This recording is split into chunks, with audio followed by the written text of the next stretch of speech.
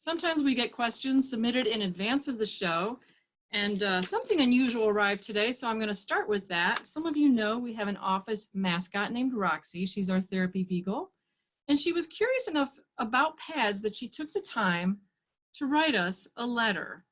Oh, there we go. Oh, there's Rexy. No, that's the wrong pet. Okay. There's Roxy. There's my girl. And you can find her in the office usually 5 days a week. Okay. So she writes, "Dear Ashish, my name is Roxy Morrison, and I am a 12-year-old Beagle American. Everyone says you are the best person to help us plan for the long road ahead. I've heard that you are the top expert on paws." Pads, not paws. I'm not a veterinarian, Roxy. Oh my goodness. Okay. I think we've got a little bit of confusion there. Yeah, I didn't mean to confuse you, Miss Roxy, but actually she just happened to call. Excellent timing on her part. So let me unshare this still photo. And here's Roxy in person. How do you feel about this, Roxy? Are you interested in learning about pads? Yeah, that's a clear yes. Okay. Sometimes she's a little bit coy. Don't worry about that. All right, excellent. So I think Roxy and our virtual studio audience is very interested in learning about PADS, Psychiatric Advanced Directives. It's certainly something I would like to learn more about, and I think it's something that everyone should know about. So with that, I'll leave it to Ashish to take it away. Great. Thanks, Peg. So I just started at NAMI in mid-January, and I've been getting my feet on the ground, so to speak, talking about PADS with various people. So I'll try to be as thorough as I can, but if there are questions, we can get to those as well. So PAD, as you know, stands for Psychiatric Advanced Directives. And just like medical directives that to make plans for your medical care in the future at a point where you're not able to make decisions for yourself, psychiatric advanced directives to allow you to make plans for your psychiatric care. The difference between the two, the primary difference, is that medical advanced directives address situations you haven't been in before.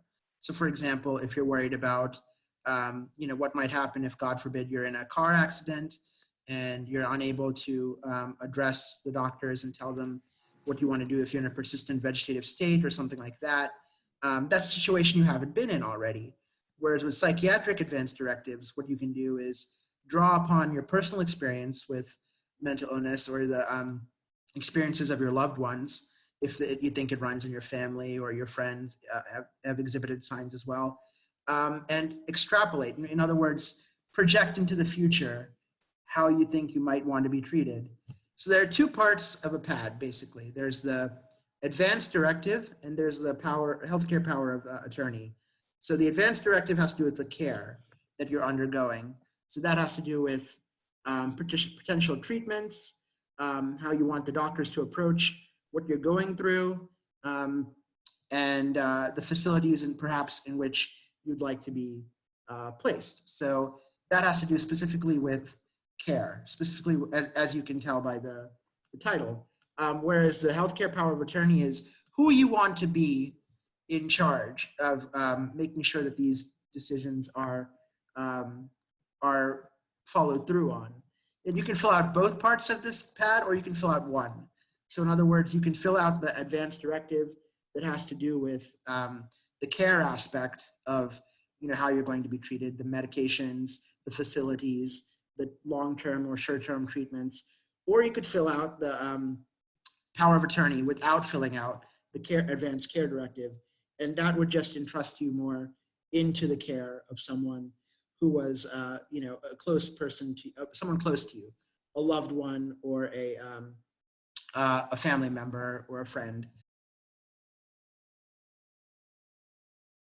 No one wants to spend more time than they have to in a psychiatric facility or any medical facility for that matter. So a PAD is really useful for minimizing the amount of time that you have to spend dealing with the healthcare system.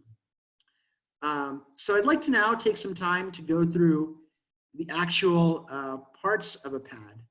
This is all available online. If you go to the Substance Abuse and Mental Health Services Administration, they have forms specific to North Carolina.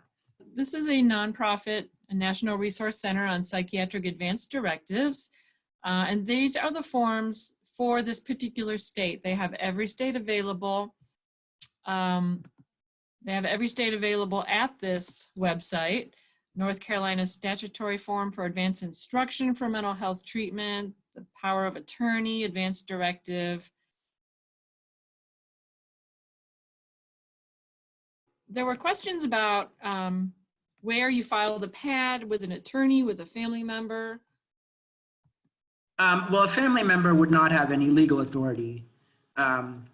So you're going to fill it out and give it to the attorney and the medical professionals who can put it into an electronic healthcare system record. So if a family member has it, I mean, that you could do that, but I mean, I think the most reliable way would probably be to give it to an attorney. That's what I would do. Or, give it to a doctor and make sure that he could put it into a healthcare system.